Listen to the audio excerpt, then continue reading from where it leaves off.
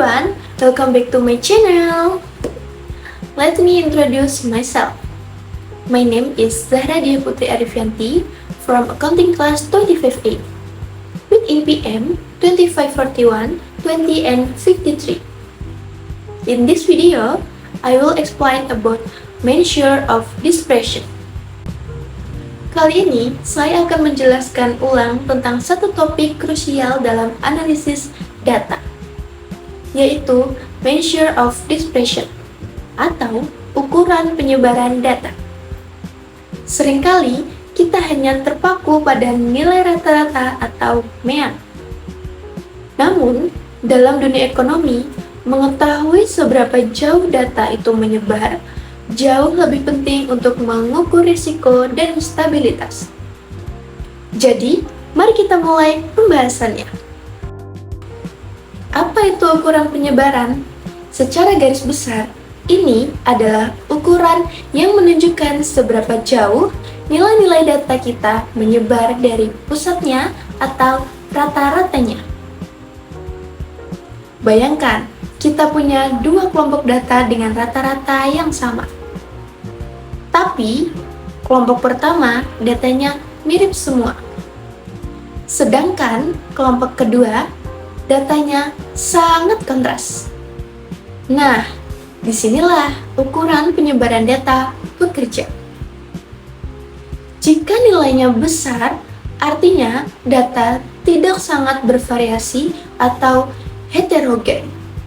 Namun, sebaliknya, jika nilainya kecil, data kita cenderung seragam atau homogen.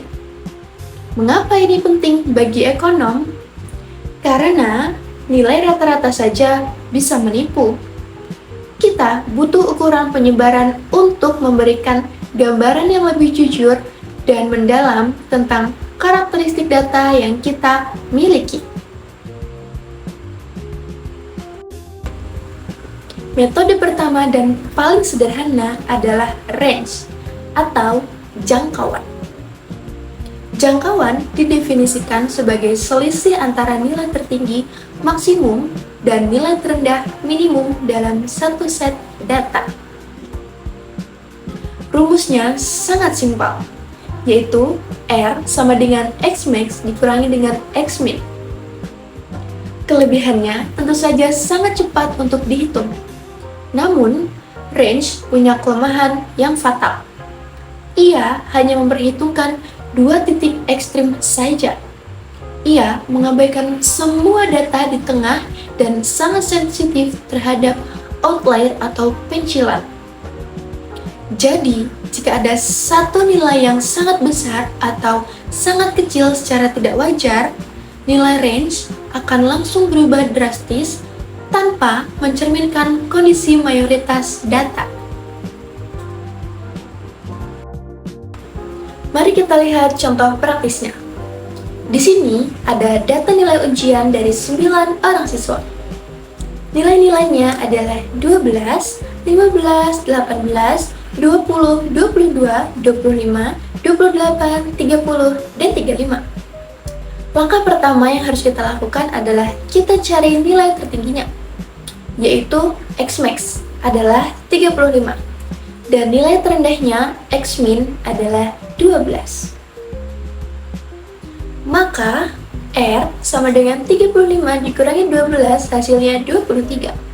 Interpretasinya adalah nilai ujian siswa dalam kelompok ini tersebar dalam rentang 23 poin. Cukup mudah bukan? Sekarang kita masuk ke ukuran yang lebih akurat, yaitu mean deviation atau simbangan rata-rata. Berbeda dengan range, mean deviation menghitung rata-rata dari selisih mutlak setiap data dengan meannya.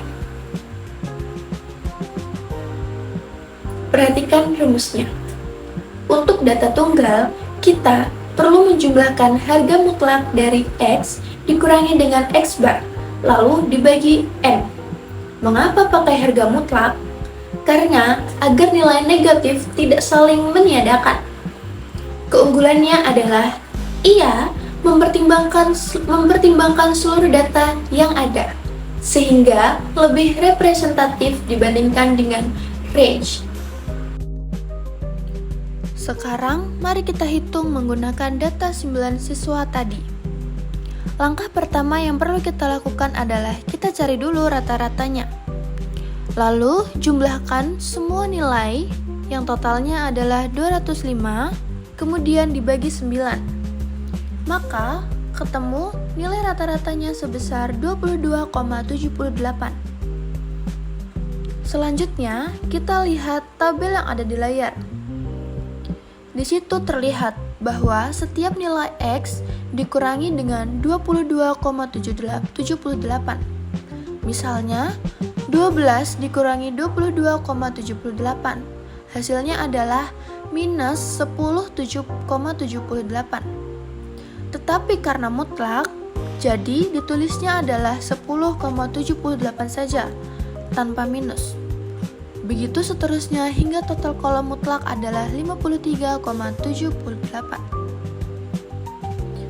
Terakhir, kita masukkan ke rumus MD sama dengan 53,78 dibagi 9. Hasilnya adalah 5,98. Yang artinya, secara rata-rata setiap nilai dalam data ini menyimpang sebesar 5,98 poin dari rata-ratanya. Lalu, bagaimana jika datanya dalam bentuk kelompok? Mari perhatikan tabel frekuensi yang ada di layar. Dengan total 15 mahasiswa, kita cari dulu titik tengahnya untuk tiap interval, lalu hitung F dikali X untuk mencari rata-ratanya. Maka, ketemu X bar adalah 315 dibagi 15, hasilnya 21.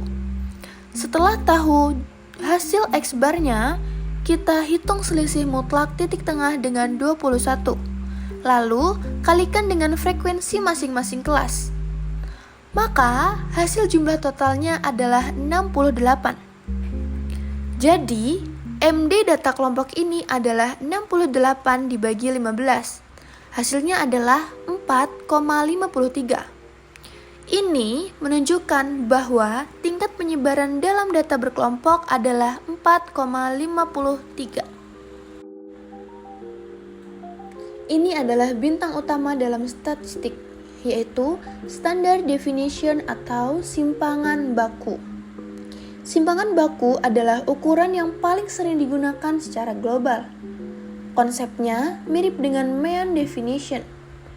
Tapi alih-alih menggunakan nilai mutlak, di sini kita menggunakan kuadrat dari selisihnya.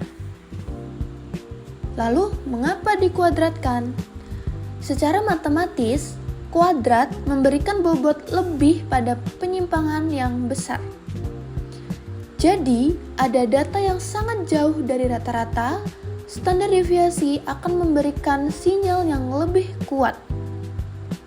Kemudian, setelah dikuadratkan dan dirata-rata, yang disebut variance, kita tarik akar kuadratnya agar satuannya kembali sama dengan data aslinya.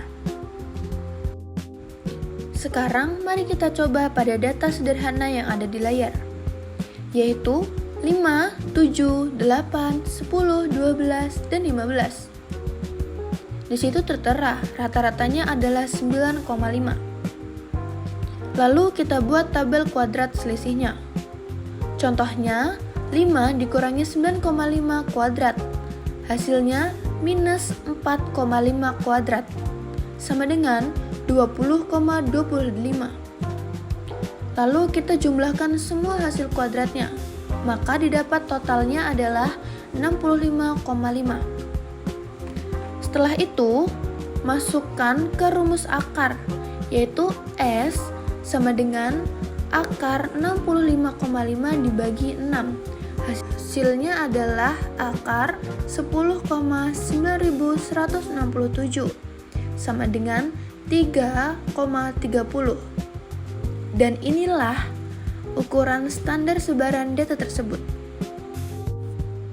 Lalu, untuk data berkelompok, prosesnya sedikit lebih panjang, tetapi logikanya tetaplah sama. Di sini, kita punya data dengan total frekuensi sebesar 15. Yang pertama harus kita lakukan adalah kita cari dulu titik tengahnya. Kalikan frekuensi dengan titik tengahnya untuk mencari rata-rata kelompok. Setelah itu didapatkan rata-ratanya adalah 34,5. Lalu, kita hitung selisih kuadrat titik tengah ke rata-ratanya dengan cara dikalikan frekuensi. Maka, jumlah total kolom terakhir adalah 2200. Jadi, simpangan bakunya adalah akar 2200 dibagi 15 yang menghasilkan akar 146,67 yang disederhanakan menjadi 12,11. Sebagai penutup, ukuran penyebaran data adalah alat yang sangat kuat untuk melengkapi nilai rata-rata. Kita sudah belajar range yang sederhana, mean definition yang adil, standard definition yang akurat, hingga coefficient of variation untuk perbandingan. Ingat, dalam data ekonomi, variabilitas berarti resiko. Semakin besar penyebaran, maka semakin tinggi ketidakpastiannya. Semoga penjelasan ini dapat membantu rekan-rekan dalam memahami karakteristik data secara utuh. Terima kasih atas perhatiannya, dan sampai jumpa di video selanjutnya. Bye-bye! Okay guys, that's all my presentation. Thanks for your time and attention, and see you in the next video guys. Bye bye.